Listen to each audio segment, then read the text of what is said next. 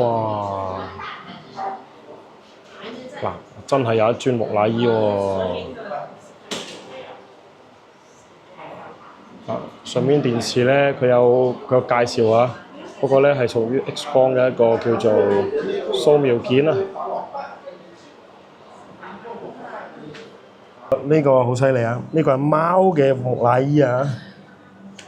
先俾大家睇先。喂！包咗之後，仲幫佢畫翻啲眼耳口鼻畫翻晒出嚟，好可愛啊！所以大家可以睇得出嚟咧，貓啊，佢哋喺古埃及咧地位好高啊！好啦，各位觀眾，大家下午好啊！我係盧筍。嗱，時間嚟到咗呢一個2:58，即係3點鐘啦。廣州今日咧24度啊，陰涼翻少少。好啦，呢個位置喺邊度咧？前面呢度好靚啊！我而家咧係喺呢一個中國大酒店門口啊。咁咧就對出呢個位置咧，應該係叫做解放北路啊。跟住前面呢個位置咧就有一棵好大棵嘅木棉花，旁邊咧就有白色同紫色相間嘅一啲紫荊花喎。嗱，咁咧喺地上咧執咗一朵啊，真係好靚喎。正啱就係呢一個紫荊花嘅盛開嘅季節啦。好啦，嗱，今日去邊呢？今日咧其實咧嚟到呢邊咧係想同大家咧去睇個展覽啊。咩展覽咧？就係佢喺廣州開咗咧，差唔多有1個月左右嘅時間㗎啦。咁咧就係呢一個埃及嘅叫做文化展啊。會有一啲埃及嘅嚟自埃及嘅一啲叫做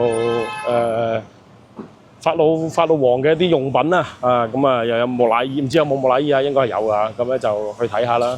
咁啊好難得啊，喺廣州有呢種古埃及嘅文化嘅展，咁咧咁啊勢必要去睇下嘅。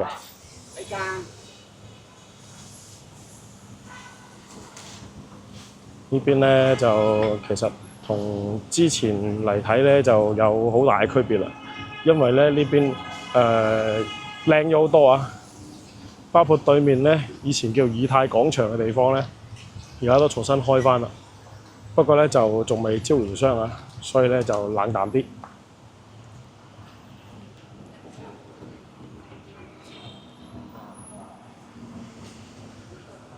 咁咧就會有呢個觀眾問咧，就咁我如果要睇嚟呢邊嘅話點嚟咧？好簡單啫，有地鐵站㗎，越秀公園站。呢個咧係 E 出口啊。咁我哋咧一般我就唔會選擇行呢個出口嘅，一般我都會行去中國大酒店嗰個出口上嚟。咁然之後咧，呢個展喺邊度嘅咧？其實佢就係喺南越王博物館嗰度展出啊。咁我哋咧其實已經提前買好咗票㗎啦，所以咧過到去應該咧，我哋就可以直接掃碼咧就入場㗎啦。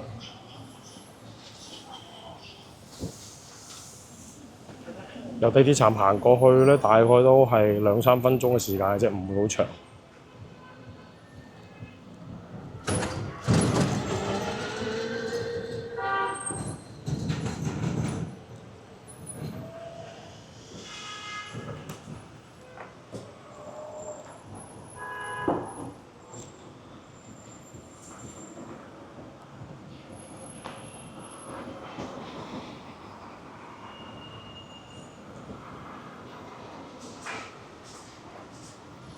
嗱，就係呢個啦，叫做尼羅河的贈禮啊！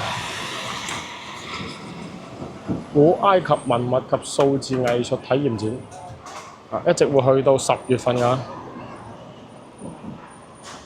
咁一個展睇埋2樣嘢啊，順手睇埋呢個南越王嘅博物館啦。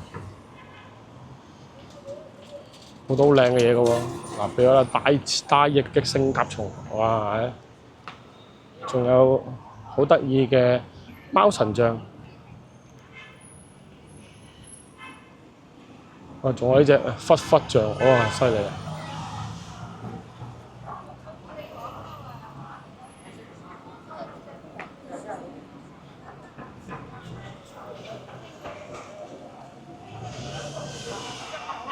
呢邊咧係售票處啊。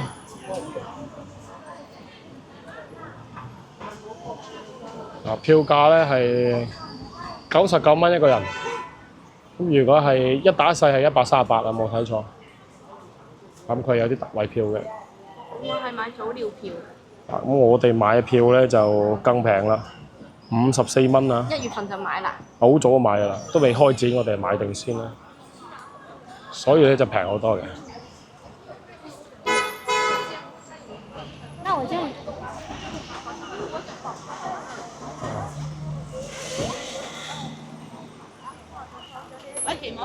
先啦。就呢度啦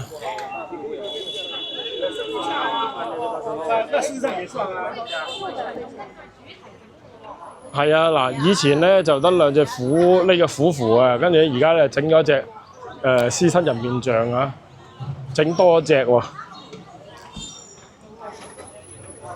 嗱，俾大家睇下。嗱，呢隻咧係新整㗎，以前係冇㗎喎。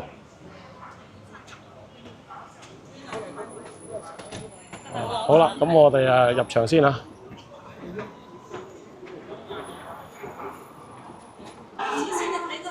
嗱，好啦，入咗嚟之後咧，呢度有個全包啊，應該係免費嘅。然之後咧，呢個咧好吸引我眼球喎。呢個係文創鎮院之寶嚇，呢隻貓仔叫福仔啊。其實佢原型應該係一個虎符嚟嘅。呢個好可愛啊！睇下一陣間有冇機會見到佢。仲有呢個銀盒啦，佢哋嘅鎮院之寶嚟嘅。以及呢個金縷玉衣啦，應該係非常之出名㗎啦。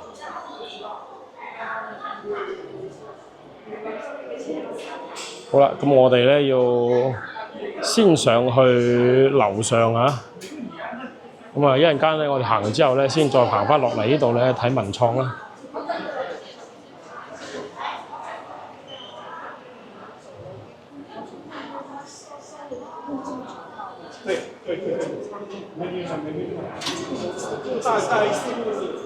哇！做得似模似樣喎。做咗好多呢啲咁樣嘅埃及嘅一啲叫做裝飾啊。帶大家嚟睇下呢一個文物展啊。先係3樓先係。係啦，呢度2樓咧係南越王嘅一啲展品啊，都望一望啦。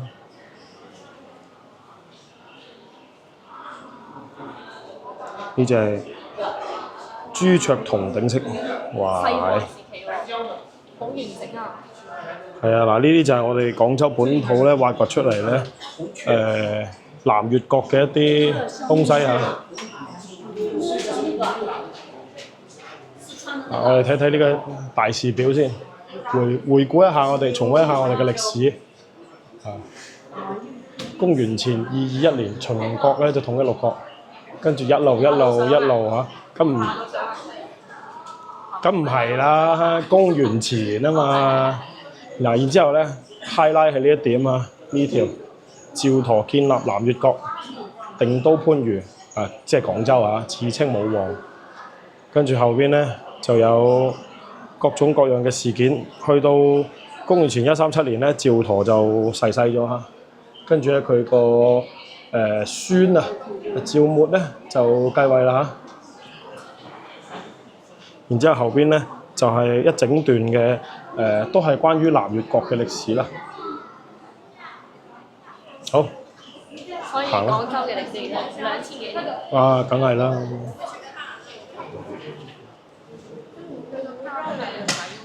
嗱，呢度咧可能會光線稍微差啲啊。呢個咧就係佢哋嘅鎮院之寶之一啦，嗰個銀盤啊，一銀盒啊。睇下。好精緻嘅喎，做得。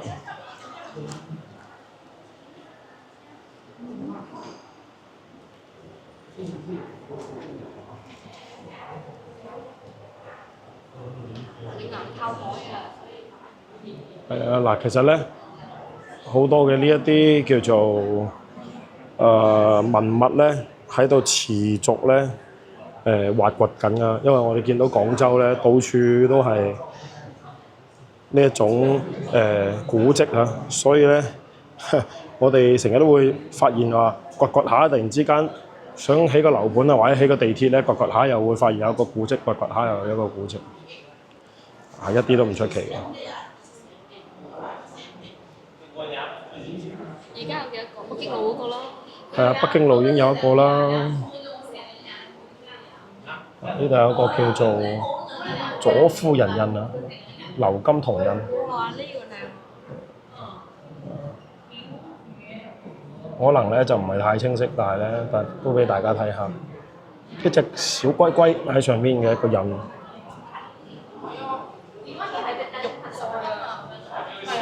呢個仲犀利啊！嗱，呢個係銅啊，雙玉啊。銅雙玉嘅工藝。啊，犀利啊！公元前203年啊，起碼2000幾年前就已經有咁樣嘅工藝。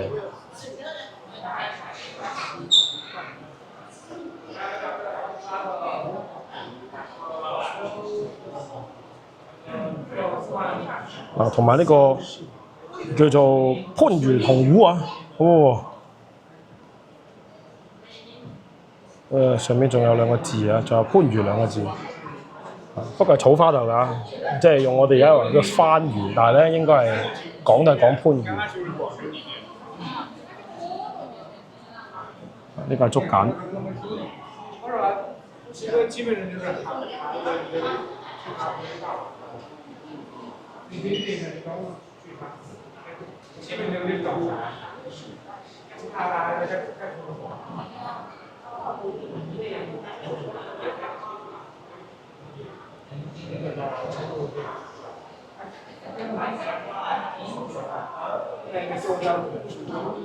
呢個係帝印玉印喎。呢個銅印啊，玉印喎。呢個玉印啊。所以點解確認係南面黃咧？係因為寫住個帝印兩個字喎。所以佢真係。哦。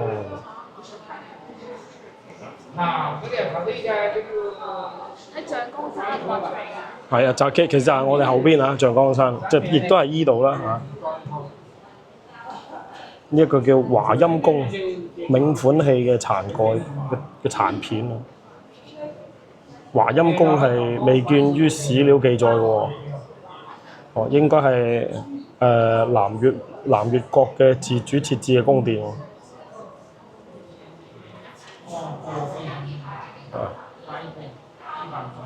犀利！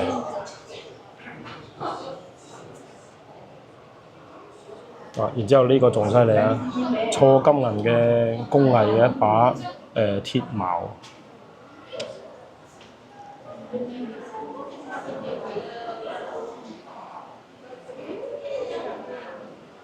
中間呢度又有一個印啊！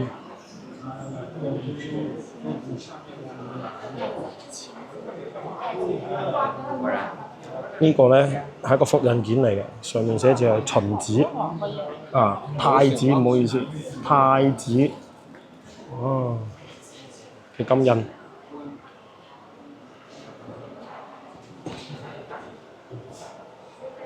啊，呢啲係陶瓷器啦。呢件係咩嚟㗎？呢件叫人操蛇銅托盤。睇睇個正面先。哦喲，咁樣嘅喎，有啲似三星堆喎，係咪？嗰啲人嘅樣啊，係嘛？又係咁樣特色喎。突眼嘅喎。佢攞嚟做咩嘅咧？唔知啊。係咯，就係話摺疊構件係摺疊嘅喎。係啊。好啦，我哋去埋另外一邊睇睇。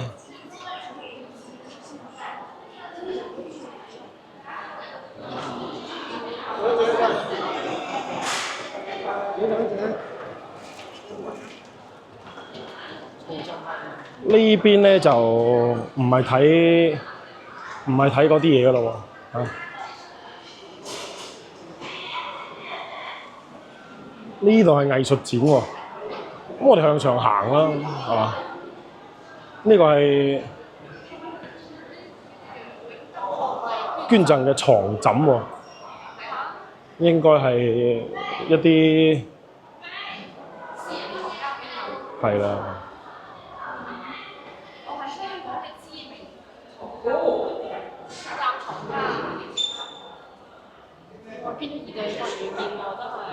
啊，睇下先，應該係全部係枕頭喎。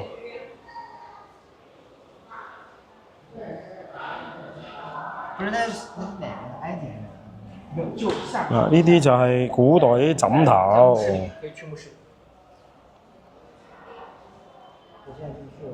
这下不了墓地，你要下墓去啊，各種形狀嘅瓷器枕頭啊，腰枕啊，呢個係，咁犀利嘅。哇！呢係北宋時期嘅喎，犀利。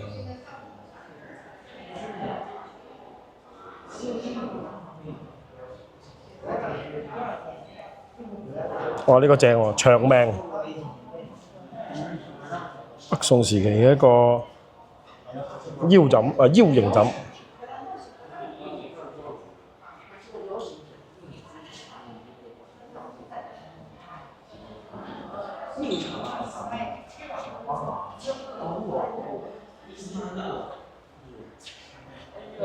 嗱，呢邊咧都係啲瓷器枕啊，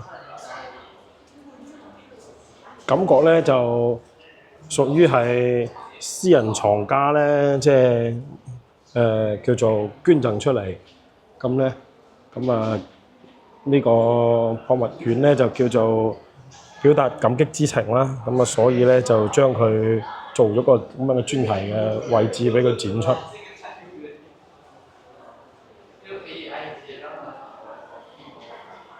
說實話，我都冇見過有咁多枕頭，2000幾個喎，好犀利啊！呢個係和絲枕啊，金啊，金朝啊，哦，金朝啊，好犀利啊！金國啊，係啊！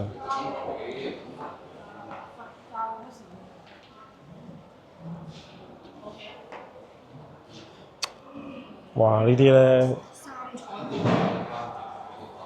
呢啲咁樣嘅叫做藏品咧。即係唔屬於文物啦，但係咧，你話如果放喺現今嘅啲古玩市場上邊咧，咪梗係屬於文物啦。金嘅話就係啦。但係佢呢係私人藏品嚟㗎嘛。私人藏品。佢係可以，但係佢係可以去做流通㗎。如果真係可以流通嘅話，呢啲真係價值不菲啦。唔可以流通，只有清朝。清光緒啊，呢啲可以啊，青銅治光緒呢啲。但係你喺香港就唔受呢一個約束㗎嘛，係咪？好啦，跟住咧，我哋要上去樓上啦。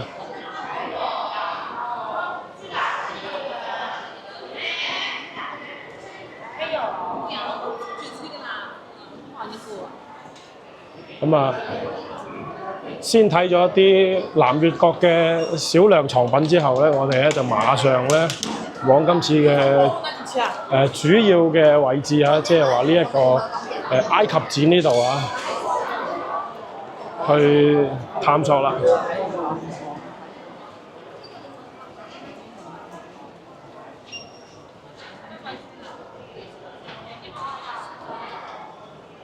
嗱，咁呢邊咧就係賣文創嘅，一陣間咧出嚟我哋都會睇下。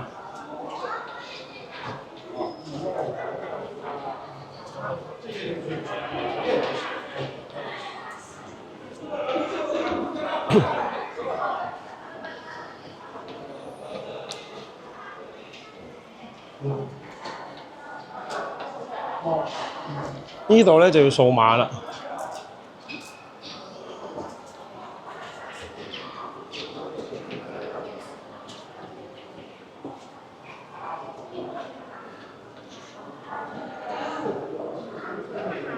幾靚 AI 繪畫，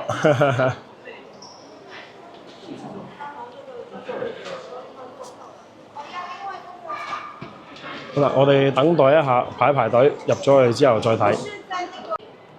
好啦，入咗嚟之後咧，就送一個紀念票喎。咁呢個咧，其實我未睇得明，但係佢叫做雅傑特之眼嘅一個指環喎，幾靚啊張票。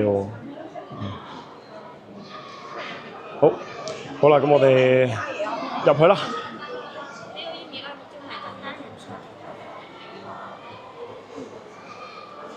尼羅河的贈禮係咪要攞張嗰個圖鑑啊？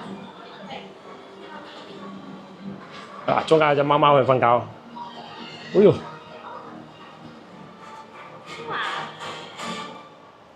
不過我聽講香港個仲值得去啊！我哋抽時間入去一下。係啊，其實之前咧香港有一個就有一個一樣嘅埃及嘅展會，但係咧時間咧就唔 match 啊，所以我哋冇去過。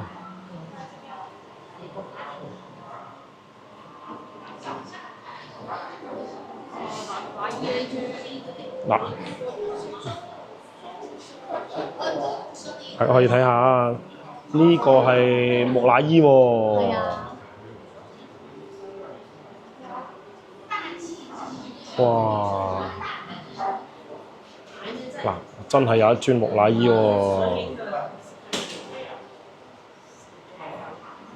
上面電視咧，佢有介紹啊，嗰個咧係屬於 X 光嘅一個叫做掃描件啊。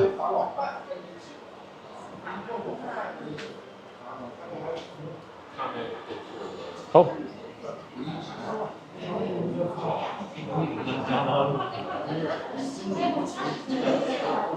放喺門口就係一個好震撼嘅木乃伊啦。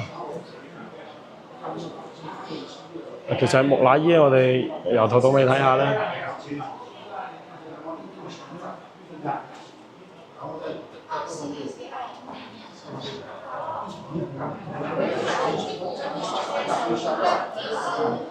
嗱，我聽講咧，如果去埃及睇咧，埃及嗰啲木乃伊咧，佢仲犀利啊！佢係連玻璃都冇啊，露氣氣咁嘅喎，喺埃及嘅話。埃及木乃伊係有限嘅，一共就係咁多磚，然之後咧佢會分別俾唔同嘅展覽去展出，但係都唔會即係唔會話輪流展嘅，所以喺唔同嘅展覽度睇嘅係唔同。係啊。所以就每一個埃及展都有唔同嘅。呢個咧就係佢哋嘅埃及嘅神系啊！啊，好多神嘅。佢哋以頭飾啊，頭戴唔同嘅配飾就係唔同嘅神。啊，仲有嗱，佢有早晨嘅太陽神，中午係黃昏嘅都有分㗎。啊，仲有呢個戰爭啊、醫療啊，各種各樣嘅神都有嚇。大氣之神啊，呢個係貓女神，貓女神。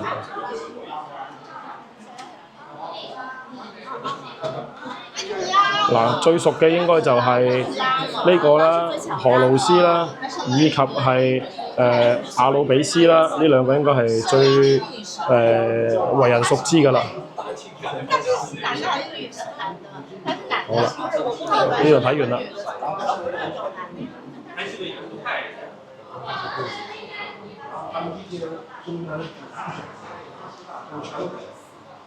呢個係咩嚟啊？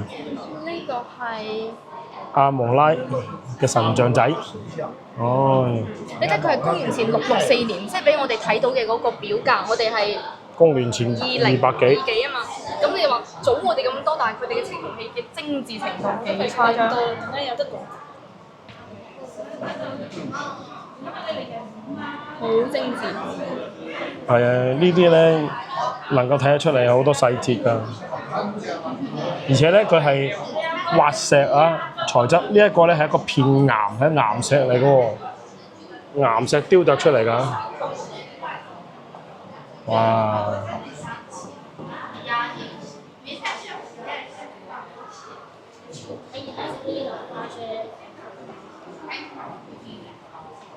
係希臘嘅藝術文化，呢個就係荷魯斯之神喎。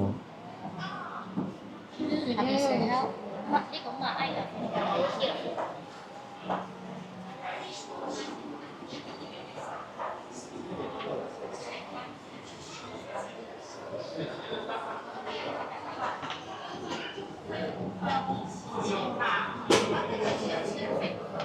呢個咧下邊寫住係何老師嘅石碑啦，同埋幼年嘅何老師嘅像啦，一共有3件。哦。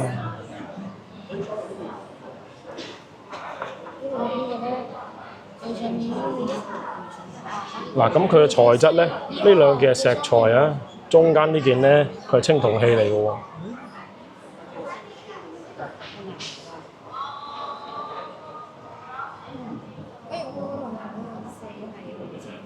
呢個係下邊寫咗個簡介啊，呢個幼年何老師咧，佢個車攞孩童形象喎，好搞笑啊！即係佢將何老師嘅唔同時期嘅呢個形象都整埋出嚟，好精美喎，好細隻啊！呢邊亦都係啊。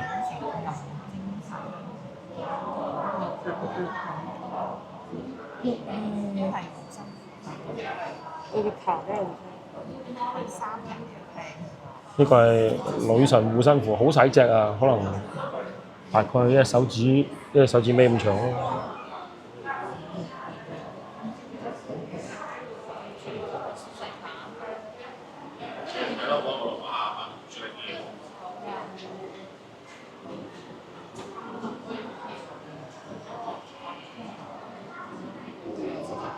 呢邊咧，佢展示出嚟呢個係祭祀盤喎。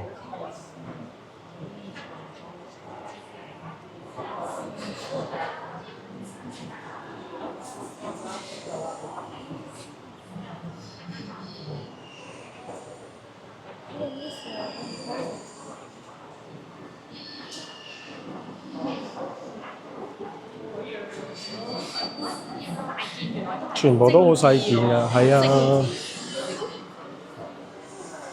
好啦，嗱睇睇啊，嗱呢個第4隻係一隻獅子雕像嚟嘅喎，應該係石頭嚟㗎，係咪？係。啊，石灰岩嘅材質啊。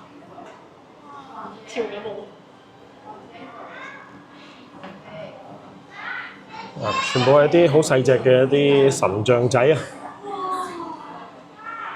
好精緻喎！個錯風嚟嘅真係。係啊，哇嗱呢隻大隻啦，呢隻係叫做塞克麥特女神頭雕啊！呢隻好大隻啦。獅首女神雕像。哦。佢用花崗岩，所以閃靈靈啊！閃靈靈啊！佢有啲長石喺入邊。係啊。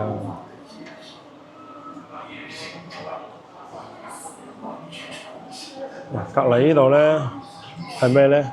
隔離呢度係幾個唔同嘅神嘅雕像啊！其中咧好細隻呢隻好得意喎，佢叫做呢隻喺度跳緊舞啊，叫舞動嘅貝斯神雕像。大家應該睇得出佢喺度跳緊舞嘛？呢個係烏木雕㗎。好得意啊！烏木雕㗎佢係。係啊。呢個又係木雕。呢個就好明顯嘅木雕啦。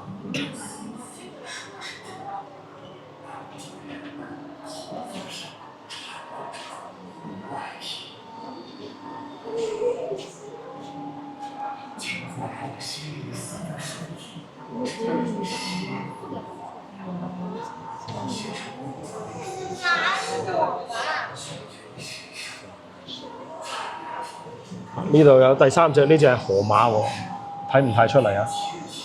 跟住咧，最尾呢度有一隻好細隻，呢隻犀利啊！呢隻咧係刺蝟喎，哇咁細隻！哇，係喎，係刺蝟喎。就類似於我哋一格手指仔一個手指節咁大，咁細一隻啊！上邊好多好細緻嘅一啲雕刻㗎，紋路好清晰。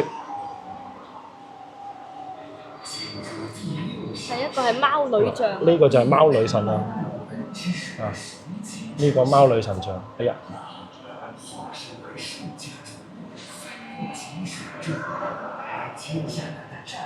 隔離嗰個係眼鏡蛇。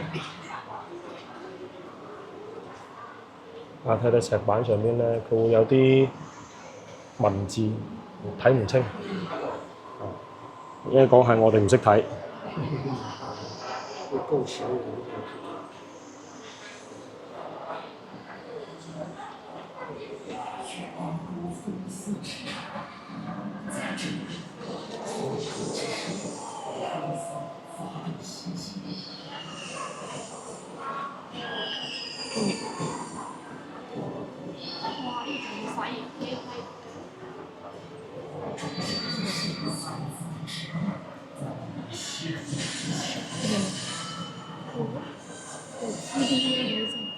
雖然好細，但係咧有非常多嘅細節嘅喎。嗰啲彩雕嗰啲顏色好鮮豔啊，仲木雕。係啊，好。出翻嚟睇下呢個 C 位嘅，哇！呢、個就係隻貓啊！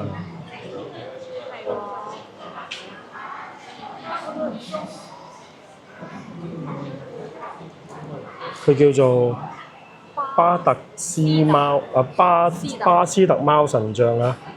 大家覺得似咩貓咧？而家咧係有一種貓我哋而家現代人養嘅，叫做東方貓。唔係，叫做咩名啊？亞比。係啦，有啲似亞比啊！你睇嗰個忽忽像啊，就係下面嗰度寫。隔離咧，呢度有兩隻咧，就係小忽忽啊！呢只咧係何老師，係嘛？栩栩如生喎，幾靚！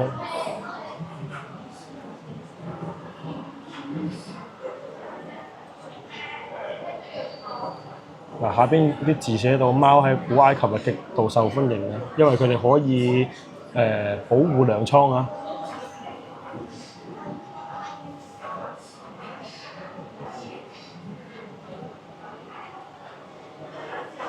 咁所以咧，有人話貓咧，即係而家嘅家貓咧，其實係來源於古埃及啊，即係話佢哋由佢哋嚟做馴化，將野貓變成家貓。呢個係祭司。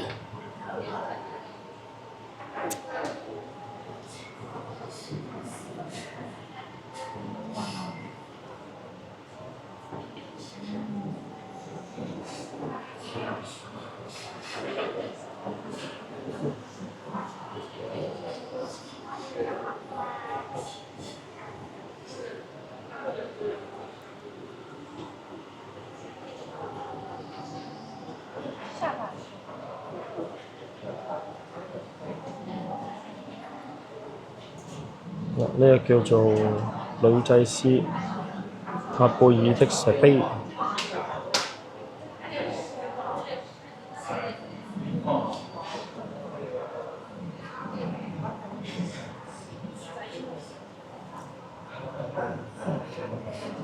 你睇啲埃及文字真係好象形文字啊嘛。非常之象形，真係。睇唔明啊，但係而但係家都仲未破解晒個，好似話。未。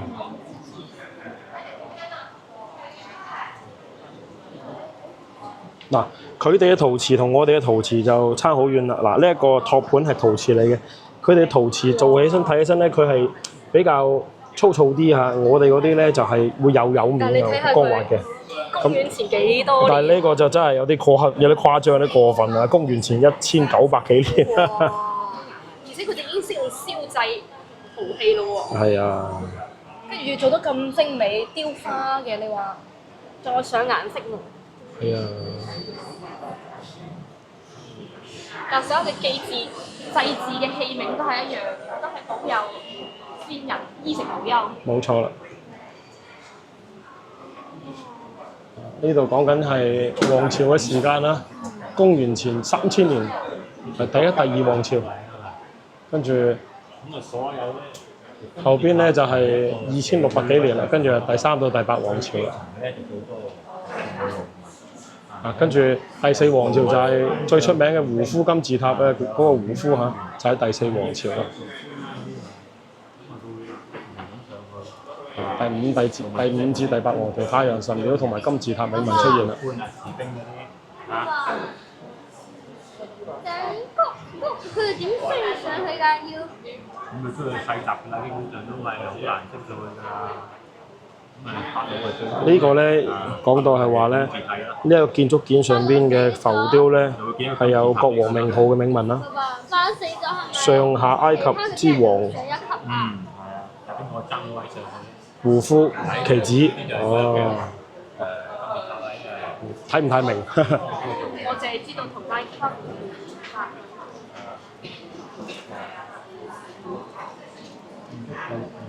你睇佢啲衣服啲紋飾，呢啲全部都係浮雕嚟㗎，好犀利喎！會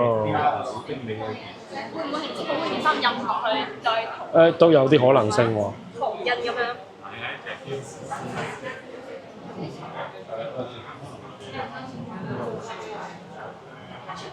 呢度有一個我哋而家面前呢個叫做咩啊？叫做婚姻聖甲蟲喎。哦，聖甲蟲一個好重要嘅形象嚟喎。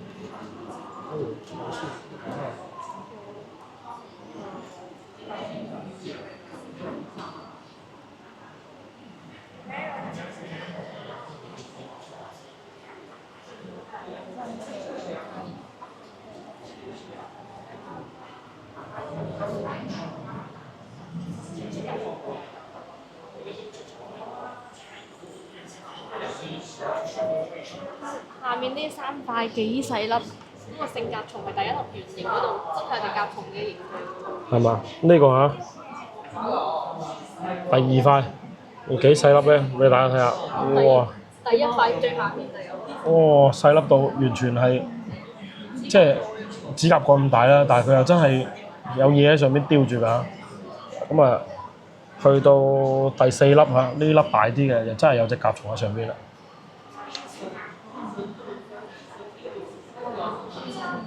你諗下佢咁精細嘅雕工，佢嗰個工具要幾精巧先可以雕得出咁精細嘅雕工？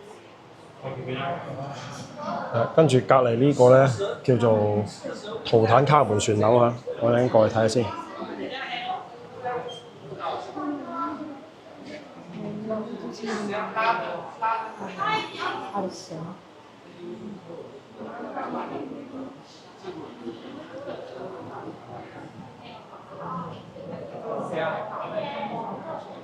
呢粒就係。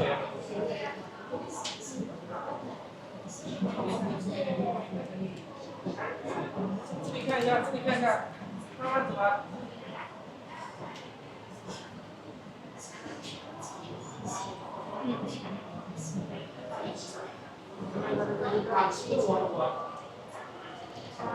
佢嘅意義咧係咩咧？就係話上面有刻住呢一個圖坦卡門嘅王國嘅登基名。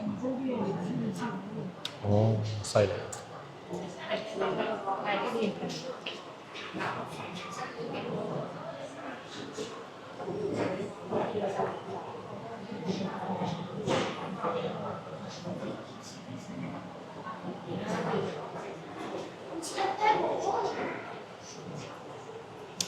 呢個就係皇家獅身人面像。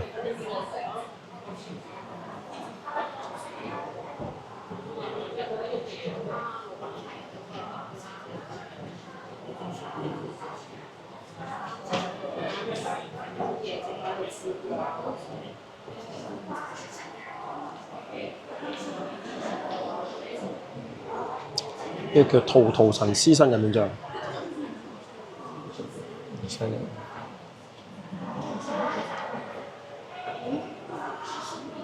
好。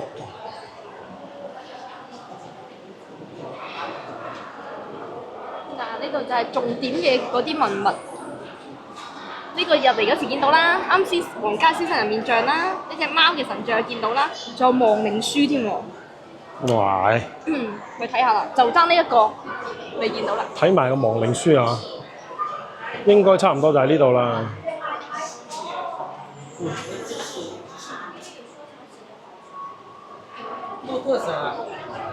托特神，佢哋嘅智慧書寫同知識之神。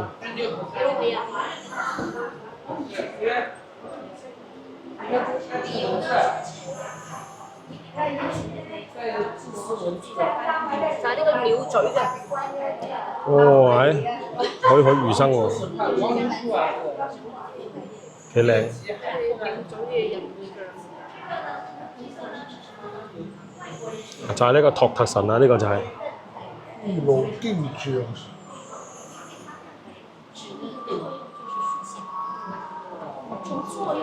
古埃及文字叫做聖書體，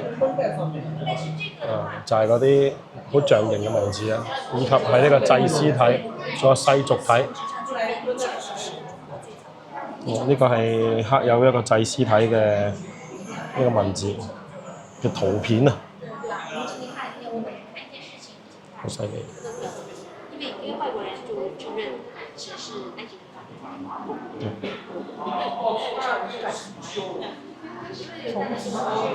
嗱，呢個就係亡靈書啊，放大俾大家睇睇。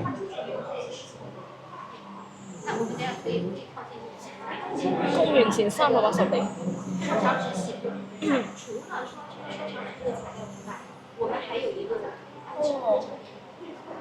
係沙草卷軸嚟嘅喎。係啊，展現嘅亡靈法庭審判場景。哦，哇！呢個唔知呢個就係亡靈，呢個個審判書，呢個係亡靈書。細緻送葬隊伍。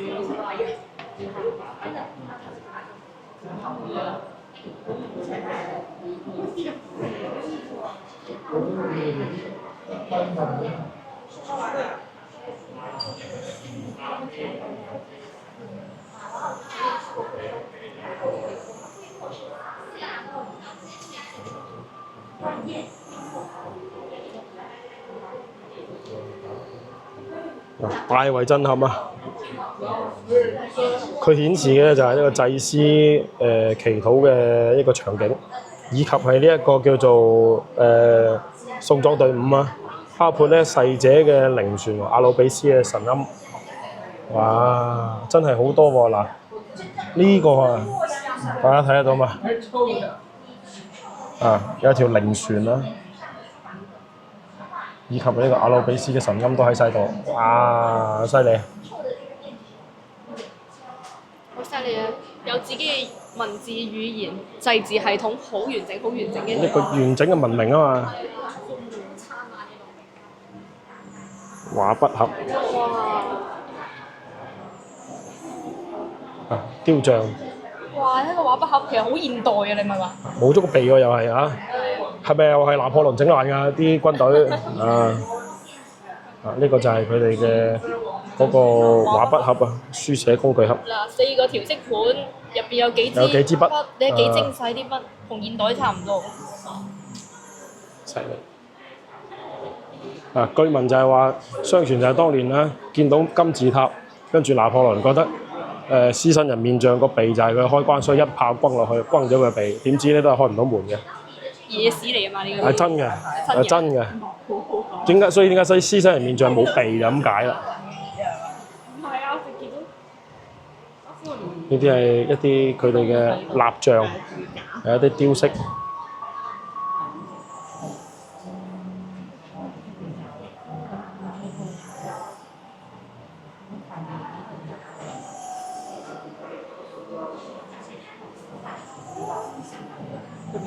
夫婦雕像係好似都係男嘅鼻哥俾人打咗呢啲唔知啦，反正咧獅身人面像上面嗰個鼻就係咁樣打爛嘅。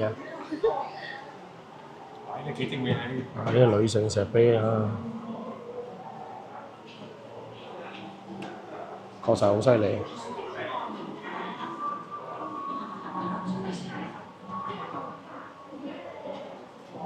獻我男子石碑，哦，呢個供奉者。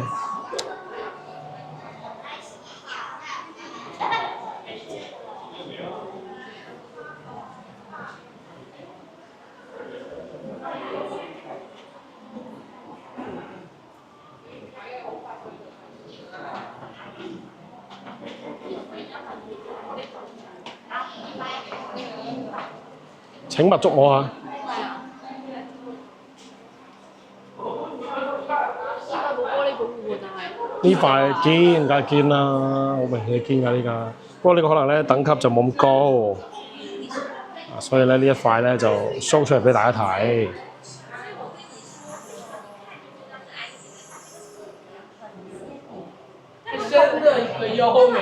呢啲叫花玫瑰花式嘅。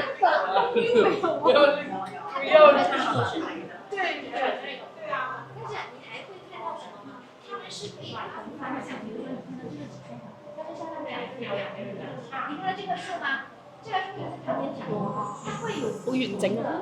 係啊，但係又好細隻喎。閃閃發光嗰種，點解佢哋嘅青銅嘅好似感覺提純比我哋犀利，所以我哋後期已經全部發晒。我哋係會即係點講啊？佢會氧化呢種咧，佢可能氧化程度冇咁高。可能佢哋嗰個地理比較乾，係啊，我哋比較冇咁濕啊。用得河流。呢個係佢嘅建築件啊。我都覺得似檸檬片。係啊，好似檸檬片。呢個割緊禾啊，豐收啊，好明顯啦。即係其實我哋都係亂噏嘅啫。如果真係有心嘅，你好似人哋咁樣幾個小朋友要叫一個講解嘅老師，係啊。40蚊。嗱，呢個都係。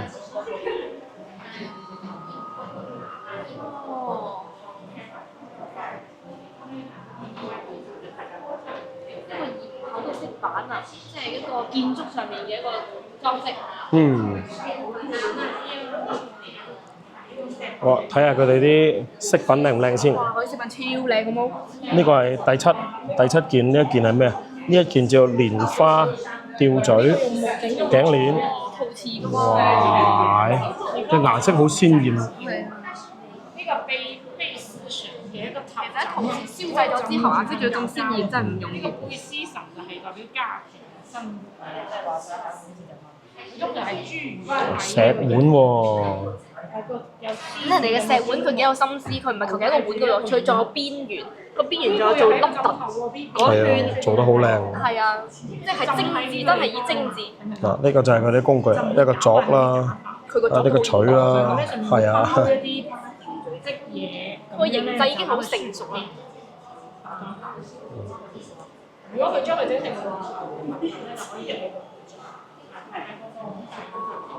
化妝掃？唔係，呢個第8係化妝棒啊！哦，化妝棒啊！哇！我未見過喎，我到而家都未見過呢咁嘅工具喎。喺第9個就係化妝棒，第8個係梳。哦，呢個梳。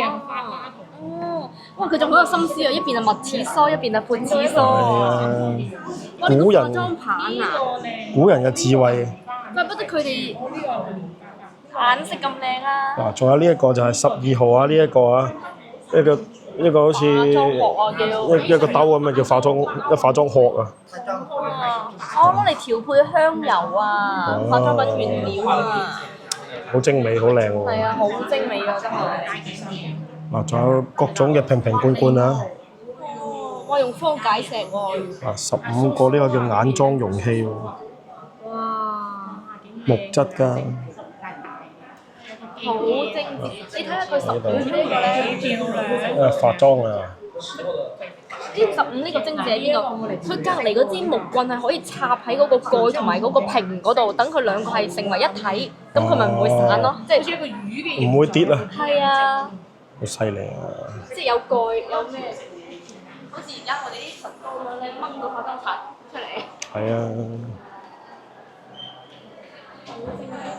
呢個咧叫咩名啊？佢哋嘅一個叫做手靈病啊！呢個係呢一個係佢哋嘅護身符嘅一個殘件。哇！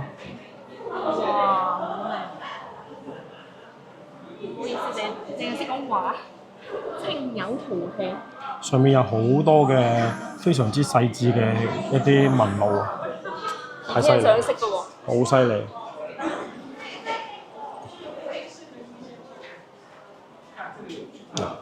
呢個仲可愛啊！呢個係一個青蛙仔同埋一個阿努比斯嘅一個護身符。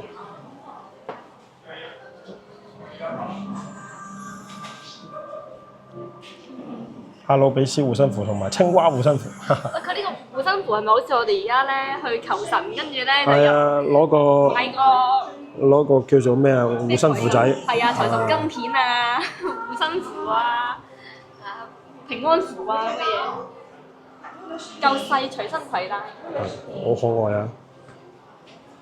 呢兩個都係一個係叫傑德柱，一個係護身符仔。俾大家睇，哇！呢護身符綠色呢個細細嘅護身符仔幾可愛。閃靈靈嘅樣。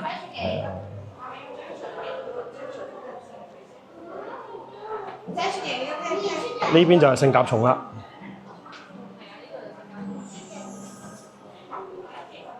大翼聖甲蟲、心形聖甲蟲。我睇隔離先。哦，呢、個叫做阿傑特之眼啊，即係呢個啊。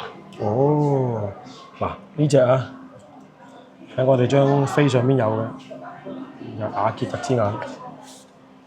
喂，就係佢啦。就係佢啦。嘅指環係下面下面嗰隻。呢只啊嘛。係就係呢隻。仲有一個。人眼與鷹眼嘅特點啊。仲有一個護盾指環，呢啲全部都戒指嚟嘅喎。哇！戒指做到咁精美啊！係啊。哇，係好靚啊！好啦，我哋過去睇下聖甲蟲先。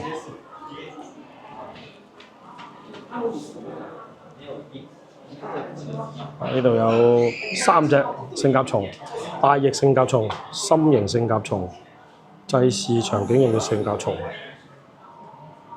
哇！係木乃伊護身符啊！大翼又嘅聖甲蟲。又係非常之精美啊！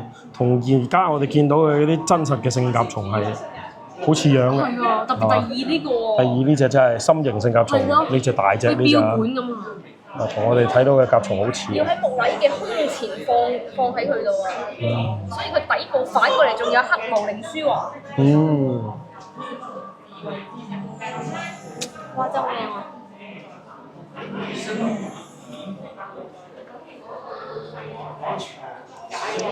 好。呢度咧有好多符號啊。紫砂草柱象徵咩？繁榮健康。傑德柱穩定持久重生。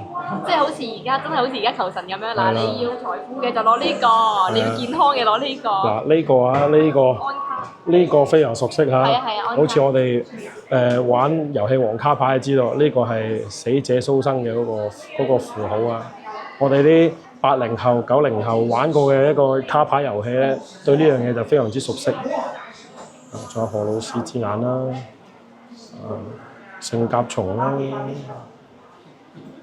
各種各樣嘅符號，代表嘅意義都係唔同嘅。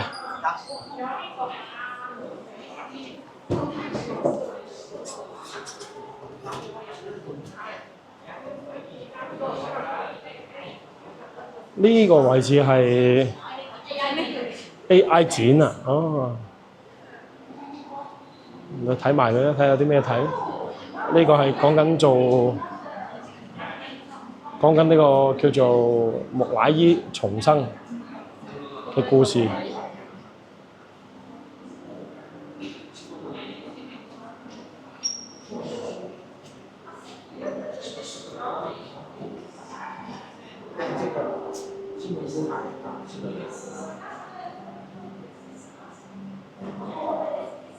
所以就聖甲蟲喺嗰度。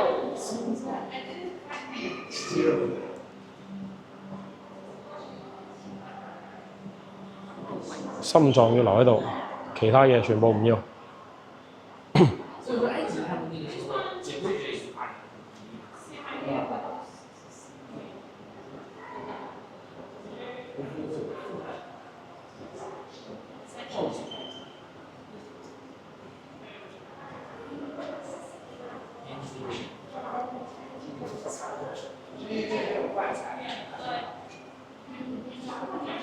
真係好有智慧。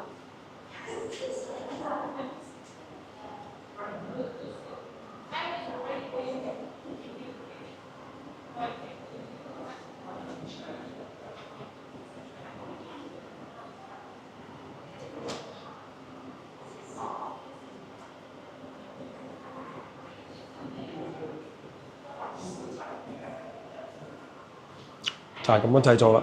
木乃伊其實就係一個古代嘅遺體防腐技術。呢個咧就係佢哋嗰個棺椁啊。上面好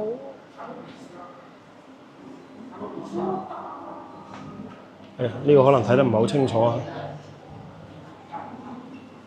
嗱，裏裏外外都係有呢一個花紋㗎，即係有雕飾有成啊，有畫畫㗎喎。哦喲！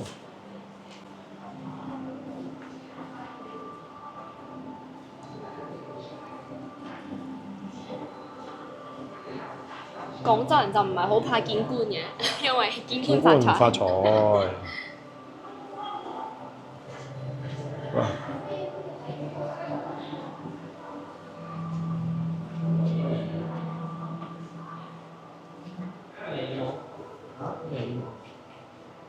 呢啲咧係面具嚟嘅。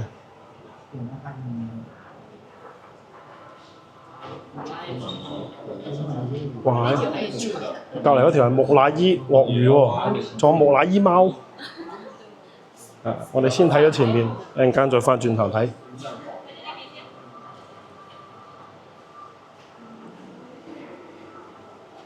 呢個叫喪葬追。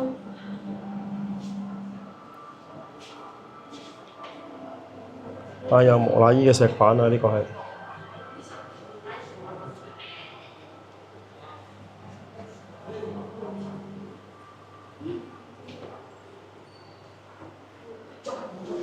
我睇下個木乃伊貓先。呢個叫卡洛克罐啊！呢罐就係我嚟裝住啲各種各樣嘅心肝脾肺腎啦。呢個我嚟裝咩咧？呢個裝腸嘅。呢啲係嗰啲罐啊，嗰啲蓋啊。罐嘅蓋係。佢每一隻蓋都即係佢係代表每一個部位啊嘛。係嘛？狒狒頭係放咩咧？放肺嘅。鷹咧，鷹係攞嚟放又放腸嘅喎。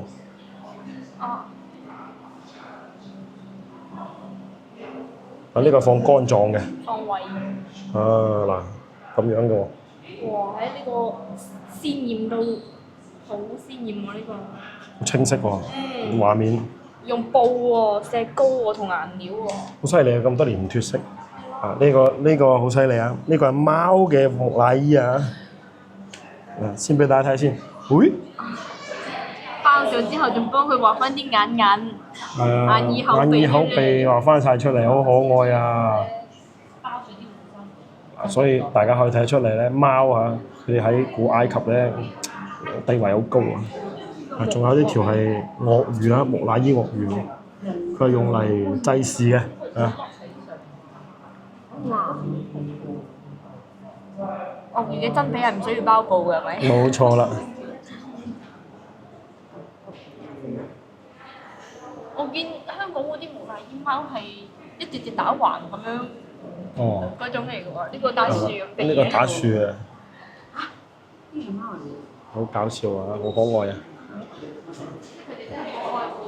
佢唔係攞嚟做祭祀用，佢係話佢係製成木乃伊，即係陪主人嘅咯。係啊，希望佢哋可以永生，即係都可以重生啊！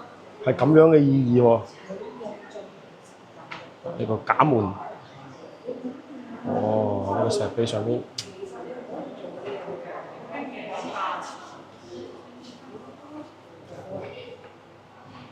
呢度會有啲好精美嘅一啲半身像啊，雕像嚟嘅都係。而且佢做到等大嘅喎。係喎。一對一對咁樣。嗰陣時就有倒模呢個嘅。尖珠。木質到到而家都冇化。係啊。真係好乾淨啊！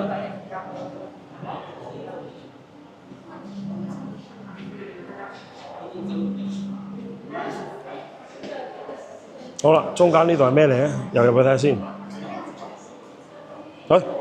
呢個係點解會有個南越王？趙薇嘅遺骸。趙沫遺骸喺度啊，放咗喺度喎。咁突然嘅？哦，生命嘅旅途啊！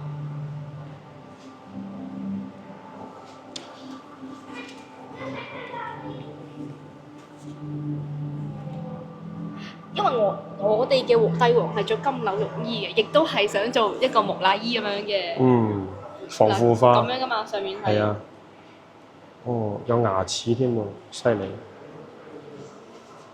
公元前203年啦，距今2000幾年嘅歷史。呢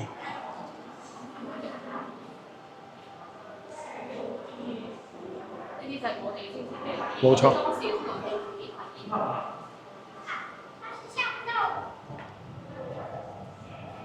啊，有少串台啊！呢度咧講嘅就係變咗我哋嘅嘢啦。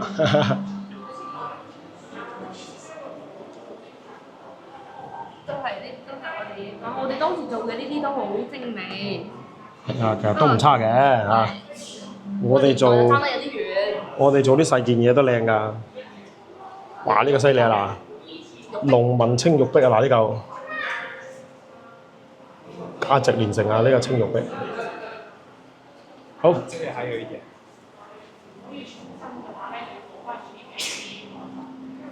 嗱，基本上咧個展我哋就睇晒啦，跟住咧我哋要行翻出去啊！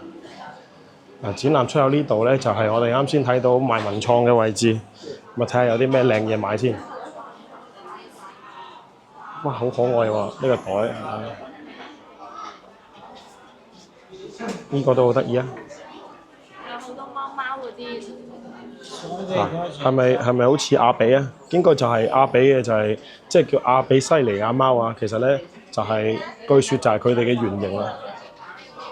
嗱，就係呢只。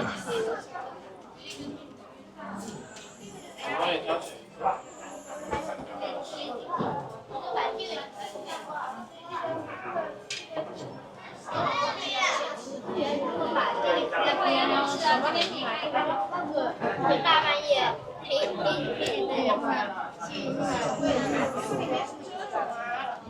天係嗰啲公仔啊，都好似賣晒已經。係嘛？呢個都幾得意啊！呢個。佢出事仲要啱同一個位喎。好像12、22呢個幾可愛啊！去揾個地方坐下等。嚇！你已經唔行啦？我5點鐘走，仲有一個鐘。怪不得你就不是那個。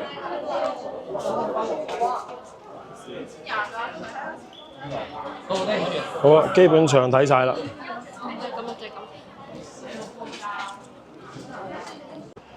好啦，喺樓上睇完之後咧，我哋落翻嚟1樓呢度睇下啲文創。然之後咧，睇完之後，今日咧就我哋嘅行程就差唔多啦。咁咧，我哋就先周圍睇睇下呢度有啲咩得意嘅嘢先。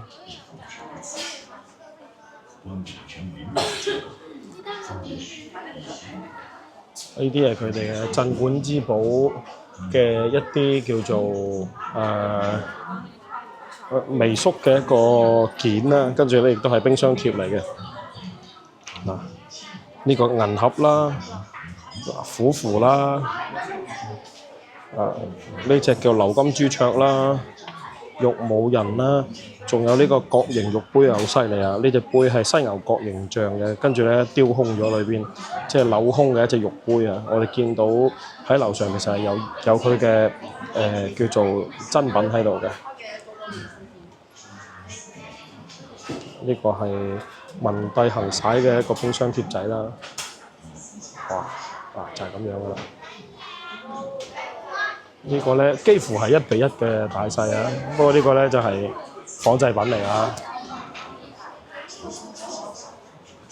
呢邊就全部都係虎符嘅。好啦，咁呢個部分睇得差唔多啦。如果咧離開呢度即係參觀咧，呢啲咧都可以考慮下快啲翻去啊，唔好錯過，有特色啊，其他地方買唔到。好啦。咁我哋今期視頻咧，暫時睇住咁多先啦，帶大家嚟睇咗呢個關於埃及嘅展會嚇，以及咧亦都涉及有一部分咧係同我哋南越王相關嘅一啲呢啲展覽。咁啊，如果大家中意我哋嘅視頻咧，記得要關注翻我哋嘅頻道啊，點個訂閱啦，咁就唔會錯過每日嘅內容啦。咁我哋今期睇住咁多先，下期我哋再同大家睇其他更加精彩內容，下期見，拜拜。